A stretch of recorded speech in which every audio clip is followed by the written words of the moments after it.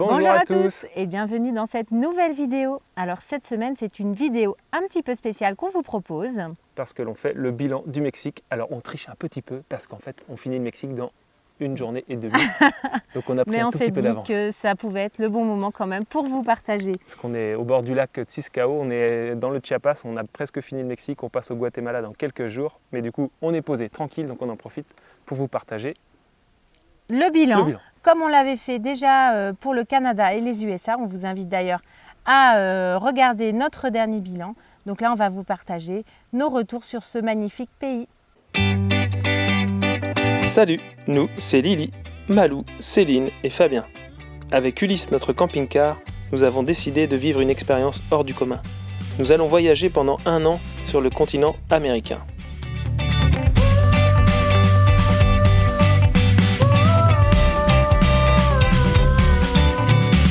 Si vous voulez suivre nos aventures, n'hésitez pas à vous abonner. Et maintenant, calez-vous bien dans votre canapé et prenez la pause.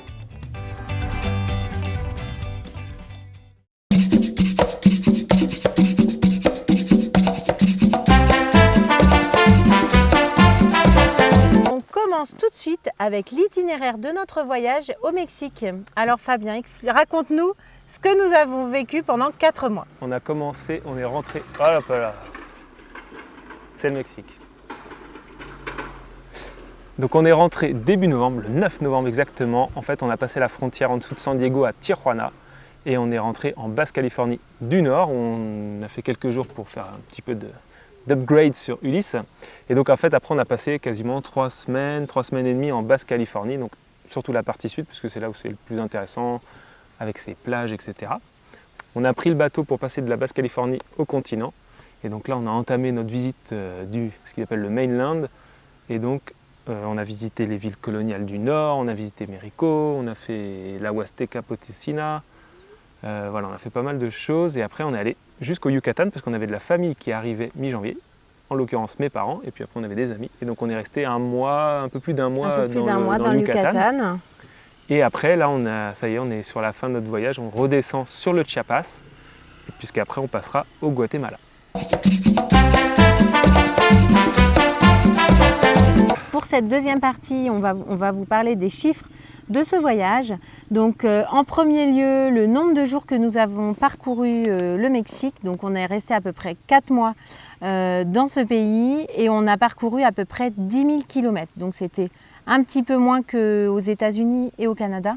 En revanche, ça nous a paru vraiment beaucoup plus long parce que les routes sont très difficiles au Mexique et on en reparlera. Alors concernant le budget, je vous mets un petit tableau vraiment très succinct, mais juste pour comparer un petit peu avec les pays qu'on a fait précédemment, pour voir un petit peu est-ce que c'est plus cher, est-ce que c'est moins cher que les autres pays. Bon, le verdict c'est que c'est quand même moins cher. On a quand même fait des économies significatives en passant au Mexique. Dans les budgets journaliers, j'ai juste enlevé pour tous les pays l'entretien, c'est-à-dire les travaux qu'on a pu faire sur Ulysse. Parce que voilà, d'un pays à l'autre, c'est vraiment variable. Et les pannes ou les réparations. Le Mexique surtout pour les faire, tous ces travaux d'entretien. Parce que ces réparations, vous ne choisissez pas quand vous allez les faire. Ouais. Ou si vous crevez un pneu, vous ne choisissez pas. Donc c'est un petit peu en dehors du budget. Et on voit quand même que le Mexique, c'est 20% moins cher que les États-Unis. Donc c'est quand même significatif. Le budget quotidien, 82 € par jour. Ouais. Voilà, pour 4 personnes, donc 2 adultes et 2 enfants. Le gros poste de dépense, comme dans tous les pays, c'est la nourriture, tout bêtement. Et là, pareil, on voit que le Canada, on en avait pour 33 € par jour, USA 29, parce qu'on avait senti qu'il y avait quand même un petit peu moins cher. Et Mexique, on est à 22 € par jour, sachant que on mange plus ou moins un peu les mêmes choses. C'est-à-dire qu'on a fait quand même souvent nos courses dans des grandes surfaces qui ressemblent un peu aux grandes surfaces américaines. On a réussi à retrouver à peu près les mêmes produits. Les fruits et légumes, on n'a pas eu de modification de la consommation. Donc voilà, c'est assez comparable. On a juste mangé un peu plus de fruits exotiques au Mexique. Mais la grosse différence, en revanche, c'est le nombre de restaurants que l'on a fait. Alors restaurants ou petites guérites sur les coins de route, etc. Où en passant au Mexique, on s'est fait beaucoup plus plaisir, où on a beaucoup plus facilement tendance à acheter le midi sur les restaurants en bord de route ou dans des petits restaurants. Et là, pour le coup, au niveau du budget restaurant... Ouais, en fait, là, pour les États-Unis et Canada, on avait dépensé à peu près 500 €.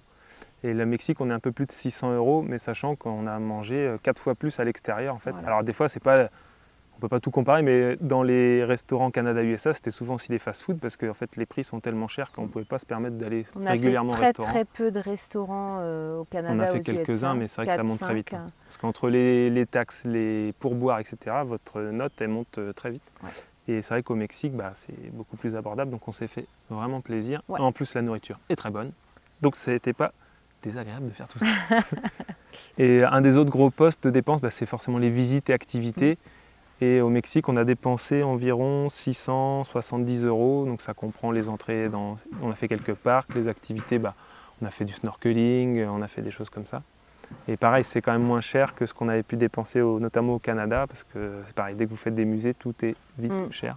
Et là, Contrairement à ce qu'on peut penser au Canada, États-Unis, où vous avez les passes qui donnent accès à beaucoup de parcs nationaux. Donc effectivement, quand on a ce pass aux États-Unis, donc 80 € pour le pass America is Beautiful, effectivement, on a accès à tout un tas de parcs. Mais quand on veut sortir des parcs et faire une activité autre, un musée, un parc d'attractions et autres, là, le budget, il explose forcément. Donc au Mexique, pour le coup, vous payez à chaque entrée de parc ou de visite, mais à chaque fois, c'est des petites sommes. Ouais. Donc finalement, on s'en retrouve quand même à faire une économie par rapport au Canada et aux États-Unis. Et sachant que pour nous, les filles, souvent ne payent pas. Parce que souvent, c'est en dessous, tout ce qui est ruines archéologiques, hormis Chichen Itza, déjà en dessous de 13 ans, elles ne payent pas. Donc ça, mine de rien, c'est pareil, parce que les musées aux États-Unis, le prix enfant, souvent, il était quand même bien cher. Ouais. Donc voilà, c'est vrai qu'on s'est plus fait plaisir aussi là-dessus. Il y avait des fois des musées, l'entrée c'était 1 ou 2 €, donc voilà, le musée, s'il ne vous plaît pas, vous n'avez pas pris un gros risque, quoi. Alors le carburant, qui est le deuxième poste de dépense comme tous les autres pays, et là, c'est pareil, il n'y a pas de photo, c'est que le diesel est un peu moins cher qu'aux États-Unis, où c'était quand même déjà plus abordable. Mais donc on voit que c'est un petit peu moins cher, sachant quand même qu'au Mexique, on consomme, nous on fait pas mal de moyennes, et on pense avoir calculé entre 1,5 et 1 litre de plus aux 100 km, parce que les routes sont mauvaises, on roule moins vite, mais en fait on roule jamais régulièrement, c'est très rare, parce que c'est tout le temps des topes, donc en fait vous êtes tout le temps en accélération, décélération, réaccélération. Et comme on a 4 tonnes, à chaque fois vous consommez beaucoup d'énergie à relancer votre véhicule, donc au final on a consommé plus pour 100 km, mais ça nous a coûté quand même moins cher. Tout à fait. Donc ça c'est bien.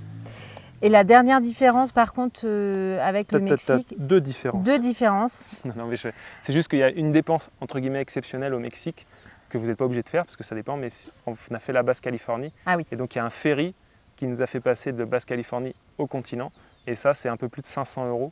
Donc ça fait juste un gros poste budgétaire, même si on a choisi la compagnie la moins chère des deux. Mais ça reste une grosse dépense puisque d'un coup, hop, on a 500 € qui s'envolent pour une traversée en ferry.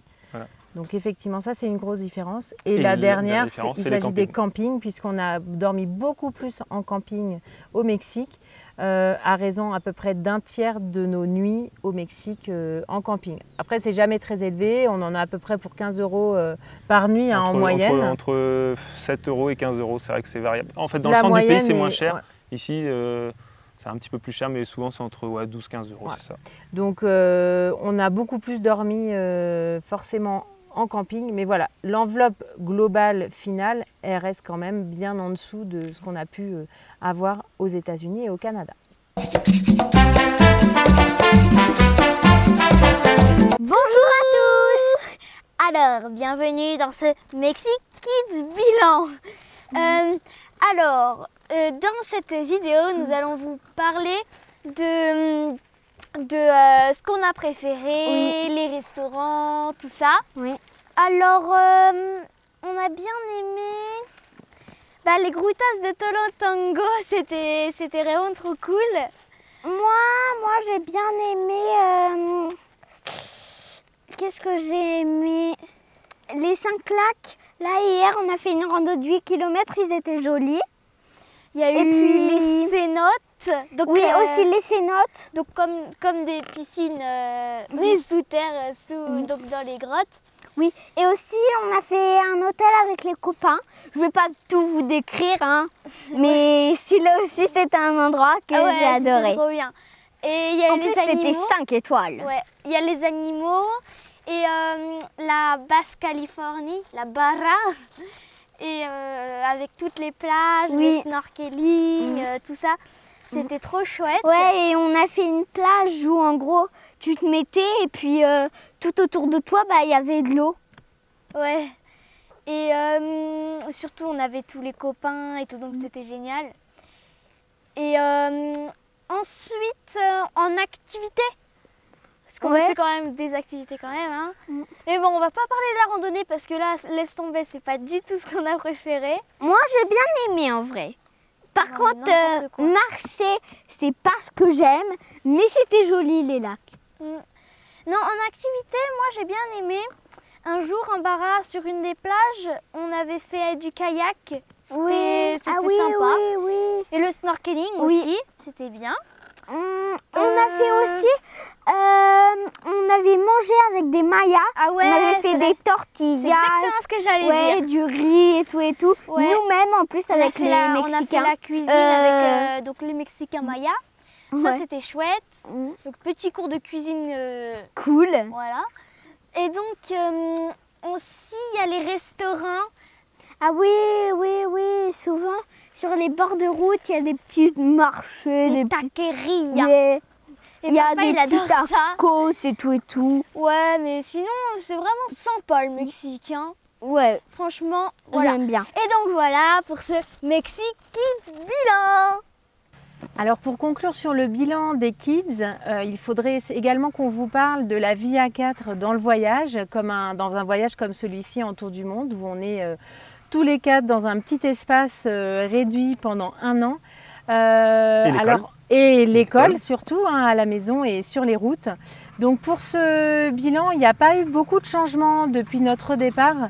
Donc on vous invite tout simplement à aller voir notre bilan Canada-USA, vidéo sur laquelle on parle beaucoup de comment on s'est organisé à 4, comment la vie a évolué aussi tout au long de notre voyage. Les constats seraient plus ou moins les mêmes aujourd'hui avec le Mexique, donc on ne vous en reparlera pas dans cette vidéo et on vous invite à retourner voir l'autre bilan. Et on passe maintenant aux plus beaux endroits que nous avons vus au Mexique.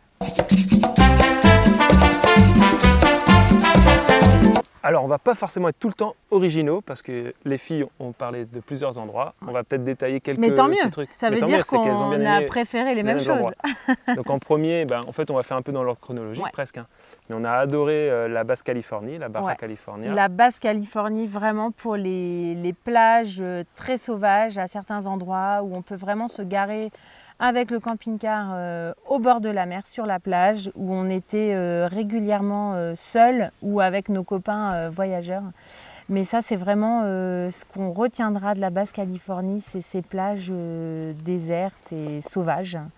Voilà, des très très beaux spots, souvent faciles d'accès, gratuits ou peu chers. Voilà, c'est ce qui nous a plu sur la Basse-Californie. Ouais. Et puis les filles... On sortait aussi des États-Unis où on avait beaucoup marché avec les parcs nationaux parce que vous enchaînez. Et donc le Mexique, c'était aussi pour elles, pas pour nous, et ça aussi pour elles, une vraie une respiration, un vrai moment de vacances. Là où on avait besoin de se poser après vraiment ces premiers mois de marathon aux États-Unis, au Canada. Donc on a vraiment apprécié. Ensuite, en passant sur le continent, quelque chose qui nous a beaucoup plu, ou alors c'est plusieurs choses, mais ce sont les villes coloniales, 2 villes que l'on a visitées, que sont Zacatecas et Guanajuato. 2 très très belles villes, très colorées, avec des petites ruelles escarpées, plein de petites boutiques, de restaurants, vraiment des jolies villes. On y était sur la période de Noël, pour Zacatecas notamment, donc il y avait toutes les illuminations de Noël, c'était magnifique, parce que les Mexicains jouent beaucoup cette thématique de Noël. On se posait la question et vraiment ils aiment beaucoup décorer la ville avec des illuminations, faire des crèches, etc. Il y a beaucoup d'animations. Donc ces 2 villes-là nous ont particulièrement plu. Et puis dans la suite, on a vraiment apprécié les Grutas de Tolotongo. Alors même si on n'était pas à la bonne période, parce qu'on est tombé entre Noël et Nouvel An. Ouais. C'était vraiment très très chargé puisque c'était les vacances des Mexicains. Sachant que leurs vacances durent 3 semaines. Donc pour nous, ça faisait que c'était quand même compliqué d'éviter ce passage-là puisqu'on avait notre date à respecter pour le Yucatan. Donc, mais c'est pas clairement grave, un on a lieu bien profité. incroyable avec toutes ces piscines en escalier, ces piscines d'eau chaude. Enfin, le paysage, on est au cœur des montagnes, donc c'est vraiment sublime. Donc c'est quelque chose vraiment à faire au Mexique, si possible, hors vacances scolaires. Voilà, faites pas comme nous. Alors, il ne faut pas le faire le week-end et pas en vacances Voilà. scolaires. On n'était pas le week-end, mais c'était les vacances. Ouais. Mais après, on s'en est quand même sorti parce qu'apparemment, il y avait des journées où il y avait plus de monde que ça. Donc, comme quoi. En restant sur la thématique de l'eau, les filles en Oui. ont aussi parlé, c'était les cénotes. Où Ouais. là, c'est une expérience vraiment unique à vivre au Yucatan, d'aller se baigner dans ces bassins d'eau vraiment encerclés par la roche, vraiment dans les grottes. Nous, on Donc en a ça, fait 3, je on crois. en a fait, ouais. On a Ouais. fait 3. Et il y en a je sais pas, je dis peut-être pas de bêtises, mais je crois qu'il y en a des centaines. Parce C'est qu'il y en assez a unique des comme grands, des expérience, petits, ouais. des connus, des pas connus. Donc il y a du choix. Si vous aimez, Oui. si vous voulez un truc complètement fermé, si vous voulez un truc complètement ouvert, Voilà. grand, petit. Non, c'est vrai que c'est. Et ce qui est bien, c'est que dans le Yucatan, souvent il fait chaud. Et donc ça Et vous on permet de vous apprécie baigner pouvoir, l'après-midi. après une visite, voilà, aller se c'était cool. rafraîchir dans l'eau, ça c'est primordial. Comme il n'y a pas de rivière au Yucatan, le cénote est vraiment une bonne alternative si on est dans les terres et pas au bord de mer. Et enfin, pour finir sur la thématique de l'eau, on a eu la sortie snorkeling à Puerto Morelos, donc Toujours dans le Yucatan. toujours dans le Yucatan, où là on a fait une plongée sur la barrière de corail, qui est la deuxième plus grande barrière de corail au monde, donc un site incroyable, énormément de poissons, des couleurs folles, pour pas très cher d'un point de vue budgétaire. Donc ça c'est vraiment une sortie qui nous a beaucoup marqué. Et la dernière visite, Pas la dernière visite, ou celle, en tout cas la région, parce qu'on que a vraiment beaucoup apprécié. c'est le Chiapas, parce qu'on termine par ça, mais on a Ouais. vu notamment le site Maya de Yaxchilan qui est vraiment à part, parce qu'en fait il faut aller en lancha pour s'y rendre, c'est perdu dans la jungle. Ouais. On est allé très tôt, donc on était les seuls. Donc vous découvrez vraiment un site dans la jungle avec des lianes, des singes, etc. Donc Ouais. ça c'était vraiment génial. On a vraiment eu l'impression de jouer à Indiana Jones, à se Ouais. retrouver comme ça tout seul aussi, hein, parce que on était tout seul sur le site au moment où on l'a visité, tôt le matin. Donc ça c'était vraiment très chouette. Et puis le Chiapas, c'est aussi de l'eau, et du coup on a adoré les cascades de Las Nubes. Nous on était à une Oui. bonne période parce qu'il n'avait pas plu Magnifique. depuis longtemps.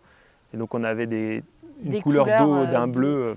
Et comme vous avez le contraste avec la jungle verte et le bleu des cascades, c'est juste Ouais. magnifique. Mm. C'est Voilà bien. pour nos plus beaux endroits visités.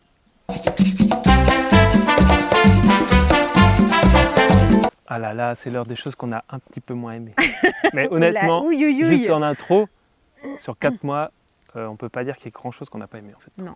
Mais bon, il Mais faut quand il y a même qu'on fasse une Il catégorie y a quand où même on- un gros point noir Alors, au oui, il y a Mexique. quand même ça. Le gros point noir, c'est les routes et les topes. Alors là, si on pouvait refaire notre voyage surtout les topes. sans ça, ça serait parfait. Alors surtout les topes, je dis ça parce que les routes, Alors c'est quoi les topes? les topes c'est des dodanes tout simplement. Voilà, des ralentisseurs, mais qui mais mettent vraiment partout. partout. Et surtout, des partout. fois, on ne sait pas pourquoi. Voilà. Juste parce que je pense qu'ils ont eu une promo sur le sac de ciment et ils se sont dit, allez, C'est on ça. en met un là, ça me fait plaisir. C'est ça. Et le gros problème, c'est qu'ils ne sont pas toujours indiqués Voilà. ou marqués. Donc vous n'avez pas toujours la peinture jaune qui montre que là, il y a un topes ou le panneau qui indique qu'il y a un topes. Donc quand vous arrivez à 70 ou 80 à l'heure sur un topes, ça fait mal. Donc Ulysse Ouais.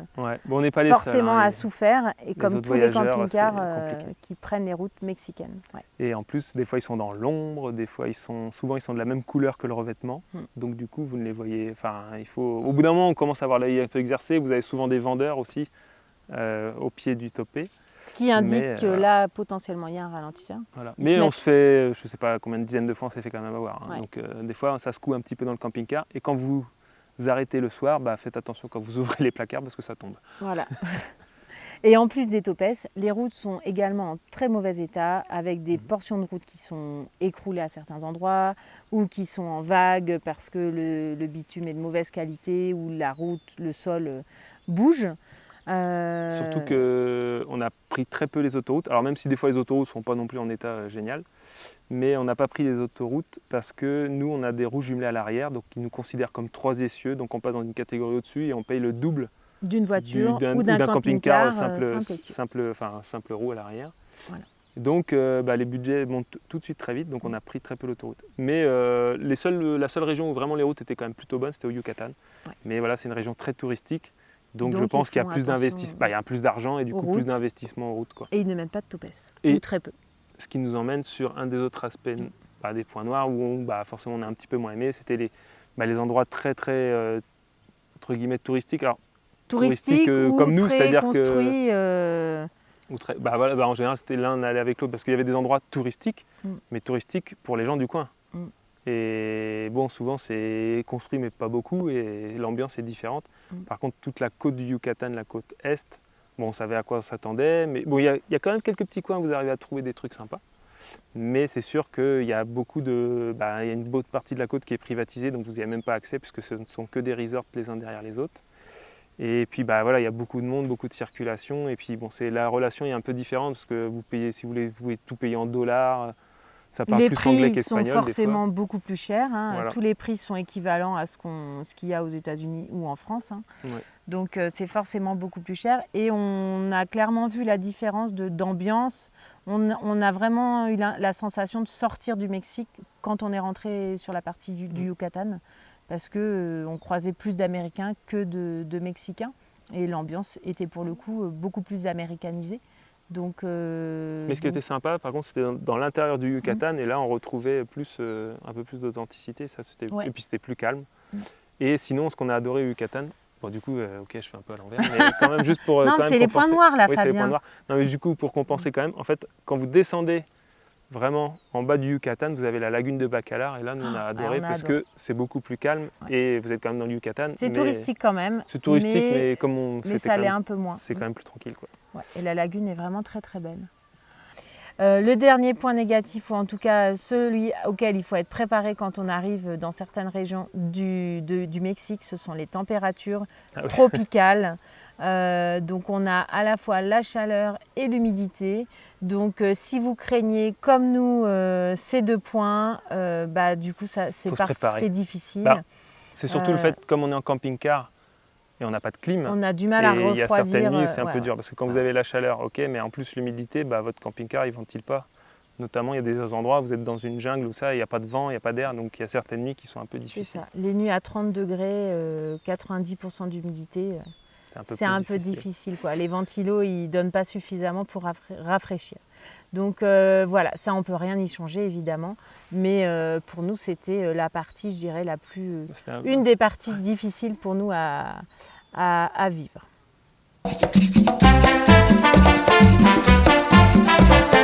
Alors on fait un petit ajout, parce qu'en fait à l'origine quand on a tourné la scène, on a carrément oublié d'en parler, mais c'est quand même un aspect important dans le voyage, et donc on va faire un petit thème sur la sécurité. Alors ce qu'il faut savoir en introduction, c'est que le Mexique, forcément, vu de chez nous en général et de plein d'autres pays, ça a un peu mauvaise presse parce qu'on voit souvent aux infos les scènes violentes, etc. Comme d'ailleurs il y en a une récemment avec l'arrestation d'un baron de la drogue.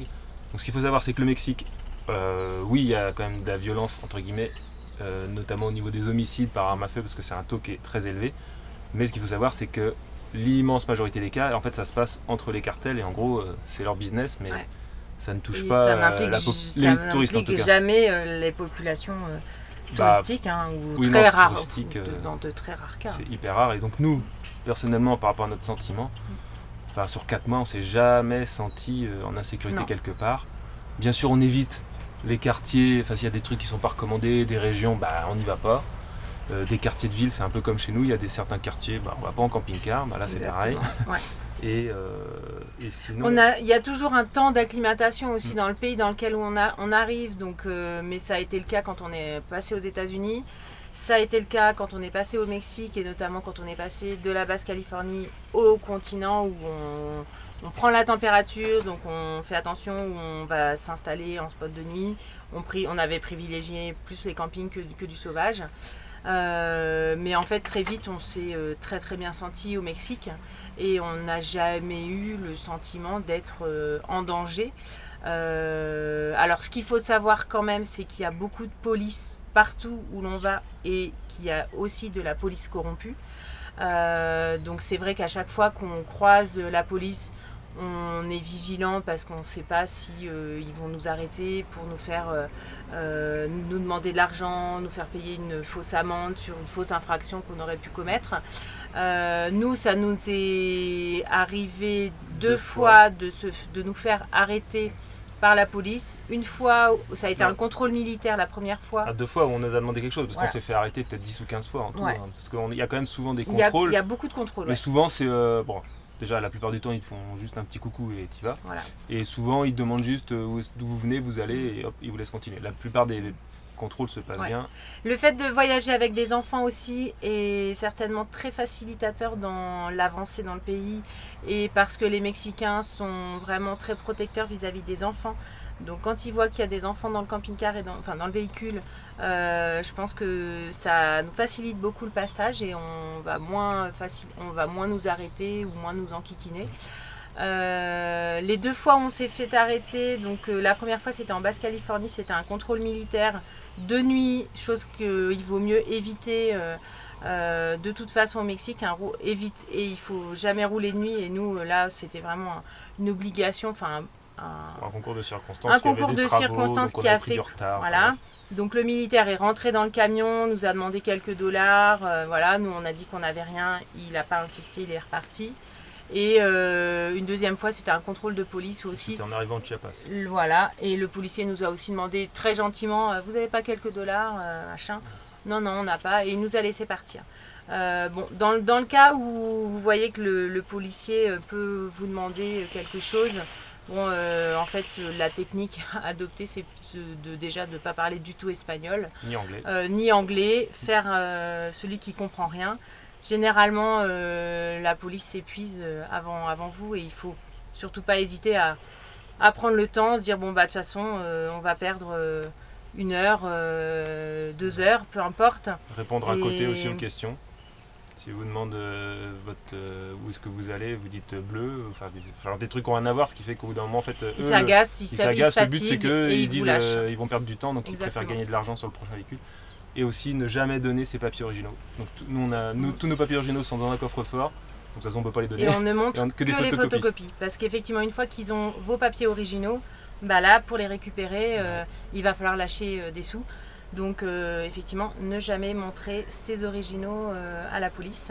Ouais. Nous, il y a des voyageurs qui se sont fait embêter, certains ont dû payer des amendes, etc. Alors des fois, vous êtes vraiment en tort. Alors là, c'est le seul moment où vous êtes content parce que vous négociez les amendes. Ouais. Mais sinon, il y en a plusieurs qui ont eu des fausses amendes ou des fausses infractions. Et donc, c'est pas toujours évident de s'en dépêtrer. En tout cas, il faut essayer de jamais payer sur place, même si vous l'avez fait vraiment. Et d'aller à un poste de police, parce que souvent ils vont lâcher l'affaire parce que ça les intéresse pas, en fait, ils veulent le mettre dans la poche. Heureusement, c'est la plupart, c'est pas comme ça, mais ça peut arriver, donc c'est bien d'être préparé et puis de mettre tout en œuvre. Et si jamais en cas de recours ultime, c'est bien d'avoir un petit portefeuille avec un petit peu de sous, quelques soit euros, une centaine de pesos. Voilà, comme ça, vous dites voilà, j'ai que ça, comme ça, au cas où vraiment vous êtes un peu en dernier recours. Une amende ne doit jamais être payée comme ça, de la main à la police. Il faut insister pour la payer au poste de police, avoir un justificatif. Donc là, généralement, le policier corrompu va être embêté parce que s'il doit aller au poste, du coup, il ne peut plus vous demander de l'argent comme ça par-dessous le manteau. Mais d'une manière générale, donc si on met la police, les forces de l'ordre à part, les Mexicains qu'on a rencontrés, souvent aussi, ils sont prévenants parce qu'ils nous disent ne mettez pas là parce qu'il y en a qui font la fête plutôt là, mettez-vous plutôt ici. Enfin voilà, et si on leur demande qu'est-ce que c'est, est-ce que le quartier est calme, ils disent oui, il n'y a pas de souci, vous pouvez dormir. Enfin, en général, ils sont très prévenants parce qu'ils sont vis-à-vis des visiteurs et ou même d'une manière générale, ils nous demandent souvent qu'est-ce qu'on pense du Mexique, etc. Ils sont très prévenants parce qu'ils ont envie que les gens aiment leur pays. Oui. Et donc, en fait, ils sont à vos petits soins aussi, donc que ce soit sécurité ou autre chose. Mais donc, effectivement, ne pas hésiter à demander aux gens, demander aux populations locales où vous pouvez vous stationner. Et généralement, ils sont vraiment très, très, très, très prévenants à ce niveau-là. Voilà, mais globalement, pour nous, le Mexique, ça a été un pays où on s'est toujours senti bien, en sécurité. Et sachant qu'on a dormi régulièrement hors camping, donc, et on n'a jamais été embêté. Non, tout à fait. Voilà, donc c'est finalement un faux problème et c'est pour ça qu'initialement on n'avait pas tourné de partie sur la sécurité, mais on a décidé de retourner quand même une petite séquence pour apporter des réponses, parce que avant d'aller au Mexique, ça fait partie des questionnements que l'on a, la sécurité. Donc voilà, nous en tout cas, pas de souci. On n'a jamais de soucis et on vous recommande d'y aller. Voilà, on arrive tranquillement à la conclusion de cette vidéo. Voilà. Mais avant de terminer, on voulait vous partager quand même le gros coup de cœur qu'on a eu pour le pays, notamment vis-à-vis des gens, parce qu'on a eu quand même pas mal de belles rencontres. Oui, beaucoup de belles rencontres. C'est vraiment ce qu'on retiendra, c'est la gentillesse et la générosité des Mexicains qui viennent très facilement vers nous pour entamer la discussion, et ça donne toujours lieu à des échanges super riches, vraiment adorables. On a eu des cadeaux par les personnes qu'on rencontrait sur notre route à plusieurs reprises. Donc on a vraiment été touchés par leur gentillesse et leur générosité. Au niveau des discussions, on retiendra aussi la rencontre avec Enrique, avec qui on a partagé un moment de cuisine maya. On a fait une vidéo sur le sujet et on a beaucoup discuté de la culture maya et de l'histoire de son peuple et comment évolue l'histoire et la culture maya au fil des années. Donc super échange également avec les Mexicains à ce sujet. Et puis on retiendra aussi le côté festif du pays, qui nous a beaucoup marqué, touché. Il y a de la musique toujours partout dans les rues. Toute occasion est bonne pour faire la fête, pour se retrouver. On a comme ça eu l'occasion de passer notre réveillon de l'an avec une famille mexicaine et ça a été un moment incroyable. Vous l'entendez peut-être aussi derrière nous, une voiture avec... les haut-parleurs, ça c'est... Sur la musique, des fois, ça peut arriver quand vous voulez dormir qu'il est 11 h et que la musique se lance à balle. Bon, tu te dis ouais, c'est cool la musique. Mais d'une manière générale, voilà, c'est quand même plus... Enfin, c'est de la bonne ambiance. C'est-à-dire qu'on n'a pas vu de... Alors après, ça veut dire que ça n'existe pas, bien sûr. Mais on n'a pas vu de mauvaises fêtes où les gens sont déglingués de partout. Là, et ça... C'est quand même plutôt... Souvent, c'est quand même très familial, en fait. Et ils débarquent en général, ils arrivent vers 13-14 h. En 5 minutes, tout est prêt, le barbecue est chaud, l'enceinte est posée, la musique part. Et ce que souvent, en fait, ils viennent passer le dimanche ou des petites fêtes comme ça familiales. À 19 h, quand il fait nuit, clac, tout est remballé en 5 minutes. Mais voilà, pendant toute l'après-midi, il y a de la musique, les gens ils dansent, ils mangent, et tout ça. Et c'est vrai que c'est agréable. On aime ou on n'aime pas la musique mexicaine, parce que au bout d'un temps, ça peut devenir... Si vous n'aimez pas l'accordéon et les cuivres, c'est sûr que... Mais voilà, ça fait vraiment partie de l'ambiance du pays et c'est ce qu'on retiendra dans nos cœurs, c'est cette ambiance et cette générosité tout simplement des Mexicains. On a vraiment eu un coup de cœur pour ce pays et on vous conseille, on vous le recommandera jamais suffisamment assez d'aller le visiter et d'aller à la rencontre des Mexicains. Eh bien, c'est la fin de cette vidéo, on espère qu'elle vous aura plu. Si c'est le cas, n'hésitez pas à mettre un petit pouce, abonnez-vous si ce n'est pas déjà le cas. N'hésitez pas à mettre des commentaires s'il y a des choses qu'on n'a pas abordées ou des détails que vous souhaitez. Vous pouvez revoir également toutes nos vidéos parce qu'on a sorti une vidéo par semaine depuis qu'on est au Mexique. Donc il y a peut-être des lieux que vous n'avez pas vus, etc. N'hésitez pas, il y aura plus de détails dedans. Et puis voilà, la semaine prochaine, ce sera le Guatemala du coup. Parce que là, on fait le bilan. Normalement, quand le bilan va sortir, on sera déjà au Guatemala, bien sûr.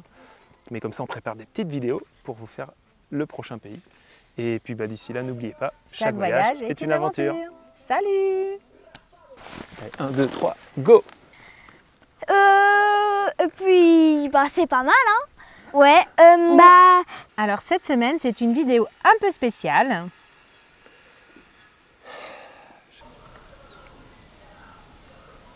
C'est pas grave. On y va quand même? Okay. Ouais. Peut-être qu'il y en a d'autres, mais apparemment, nous souvenons plus. Nous souvenons plus. Ok. Bon, c'est bien là. C'est parfait. Allez, on coupe.